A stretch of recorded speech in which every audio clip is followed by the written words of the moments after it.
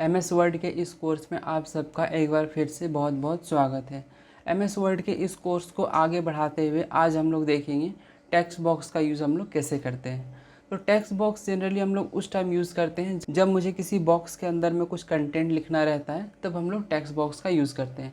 तो जब आप एमएस वर्ड के इंसर्ट मेन्यू में आएंगे, उसके बाद आपको यहाँ पे एक ऑप्शन मिलेगा टेक्स्ट बॉक्स। जब आप टेक्स्ट बॉक्स में क्लिक करेंगे तो आपके सामने कुछ पहले से ही बाय डिफ़ॉल्ट टेम्पलेट आपको दिखेंगे। इस टेम्पलेट में से जो भी आपको टेम्पलेट पसंद है, आप उसमें क्लिक करके उस टेम्पलेट को यूज़ कर सकते हैं।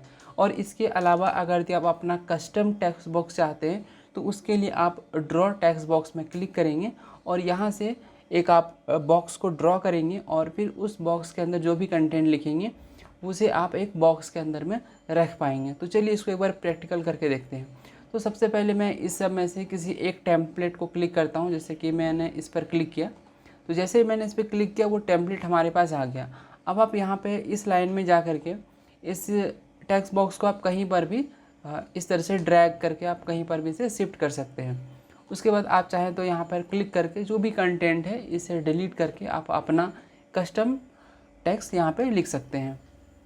तो इस तरीके से तो हो गया कि बाय डिफ़ॉल्ट टेम्पलेट को कैसे यूज़ करना है। अब चलिए देख लेते हैं कि हम लोग कस्टम टेक्स्ट बॉक्स कैसे बनाएंगे। तो उसके लिए जस्ट सिंपल इंसर्ट में जाना है, उसके बाद टेक्स्ट बॉक्स में क्लिक करना है। उसके बाद आपको चले जाना है ड्रॉ टेक्स्ट बॉक्स में। यहाँ पर क्लिक करने के बाद आपके सामने एक प्लस का आइकन बनेगा। आप यहाँ पे इस तरह से बॉक्स को ड्रॉ करेंगे। आप जैसा चाहें ड्रॉ कर सकते हैं, छोटा बड़ा जैसा भी।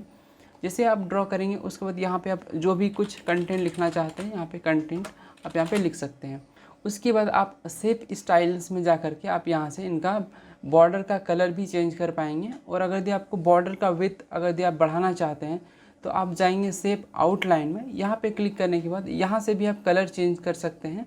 और यहाँ पे आपको एक ऑप्शन मिलेगा वेट का, आप इस पर क्लिक करेंगे तो आप जिसमें भी क्लिक करेंगे उतना मोटा आपको इसका बॉर्डर मिलेगा। उसके बाद आप बॉर्डर का स्टाइल भी चेंज कर सकते हैं। यहाँ पे डैश्ड है, आप यहाँ से अलग अलग तरीके का बॉर्डर यहाँ पे यूज़ कर सकते हैं।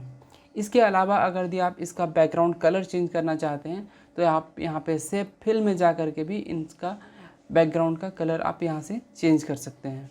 तो इस तरीके से हमने देखा कि टेक्स्ट बॉक्स को कैसे यूज़ किया जाता है। तो चलिए अब आगे बढ़ते हैं और इस टेक्स्ट बॉक्स को फ़िलहाल यहाँ से डिलीट करते हैं और नेक्स्ट ऑप्शन की तरफ चलते हैं। हम लोग इंसर्ट में क्लिक करेंगे। उसके बाद एक ऑप्शन हम लोग के पास मिलता है वर्ड आर्ट। वर्ड आर्ट में आप क्लिक करके किसी टेक्स्ट को आप किसी डिज़ाइन या फिर एक ब्यूटीफुल डिज़ाइन में आप उसे बना सकते हैं। यहाँ पर आपके पास कुछ पहले से बने हुए हैं। आप फॉर एग्ज़ाम्पल मैं ये शैडो वाला लेता हूँ।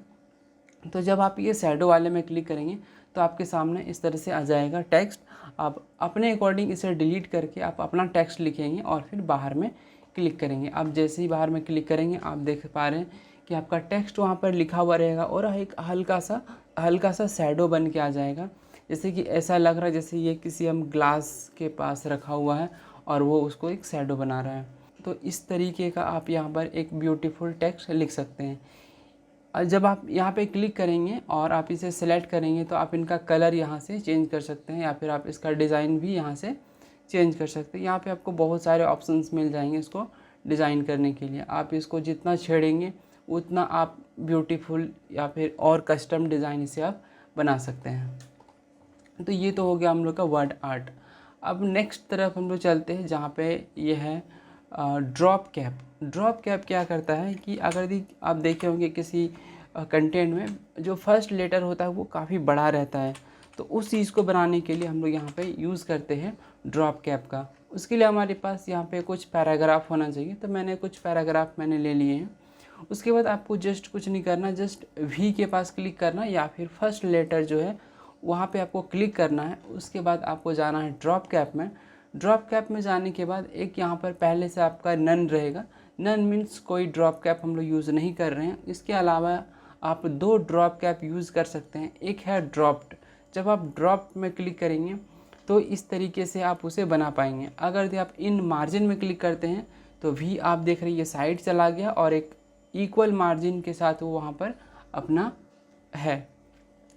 तो इसी तरीके से आप दो ड्रॉप कैप यूज़ कर सकते हैं, या तो आप ड्रॉप्ड यूज़ कीजिए या फिर आप इन मार्जिन यूज़ कीजिए। मैं यहाँ पर अभी ड्रॉप्ड यूज़ कर रहा हूँ। तो जैसे हम लोग ड्रॉप में क्लिक करेंगे तो इस तरीके से हम लोग का ड्रॉप कैप बन के रेडी हो गया है। तो इस तरीके से हम लोग ड्रॉप कैप का यूज़ करते हैं।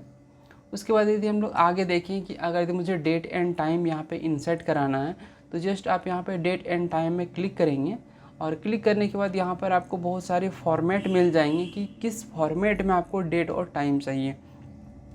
किसी में आपको सिर्फ डेट मिलेगा और किसी में आपको सिर्फ टाइम, और किसी में दोनों मिक्स रहेंगे, डेट और टाइम।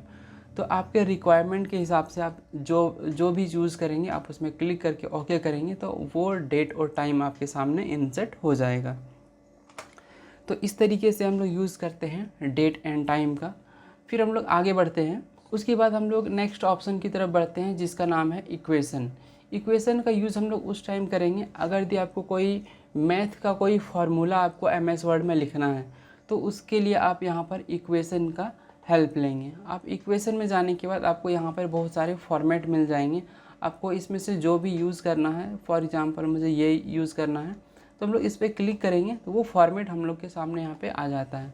अब आप अपने अकॉर्डिंग इनका वैल्यू यहाँ पे चेंज करके एक जो भी आप फार्मूला लिखना चाहते हैं, आप इक्वेशन की हेल्प से उसको लिख पाएंगे। उसके बाद हम लोग आगे बढ़ते हैं नेक्स्ट ऑप्शन की तरफ जिसका नाम है सिंबल। सिंबल का हम लोग यूज़ उस टाइम करते हैं जब अगर यदि मुझे कोई सिंबल यहाँ पे मुझे इंसर्ट कराना है, वैसा सिंबल जो हमारे कीबोर्ड में अवेलेबल नहीं है, तो उस केस में हम लोग इंसर्ट मेन्यू में जा कर के सिंबल में चलते हैं। जैसे कि अगर यदि मुझे लेस देन चाहिए, ग्रेटर देन चाहिए, क्वेश्चन मार्क चाहिए, तो वो बाय डिफ़ॉल्ट हम लोग के कीबोर्ड में रहता है, हम लोग वहाँ से ईज़िली उसको लिख पाते हैं।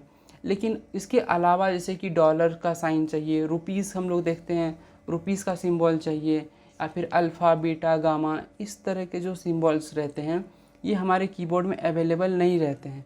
तो उस चीज़ को अचीव करने के लिए हम लोग इंसर्ट मेन्यू के सिंबल में चलते हैं और यहाँ से जो भी सिंबल आपको चाहिए आप उसमें क्लिक करेंगे। यहाँ पे कुछ पहले से रहते हैं, अगर यदि आप इसके अलावा और चाहिए तो मोर सिंबल्स में क्लिक करेंगे, आपको यहाँ पे बहुत सारे सिंबल्स देखने को मिलेंगे। तो इसमें से जो भी सिंबल आपको चाहिए, आपका जो भी रिक्वायरमेंट है उसके हिसाब से आप यहाँ पर चाहिए उस पर क्लिक करेंगे और इंसर्ट में क्लिक करेंगे तो वो सिंबल आपके सामने यहाँ पर आ जाएगा। तो इस तरीके से आप यहाँ पर सिंबल का यूज़ कर सकते हैं। आप इसका फ़ॉन्ट साइज छोटा बड़ा, आप फिर इसका कलर चेंज करना चाहते हैं, जो भी करना चाहते हैं आप यहाँ से कर सकते हैं।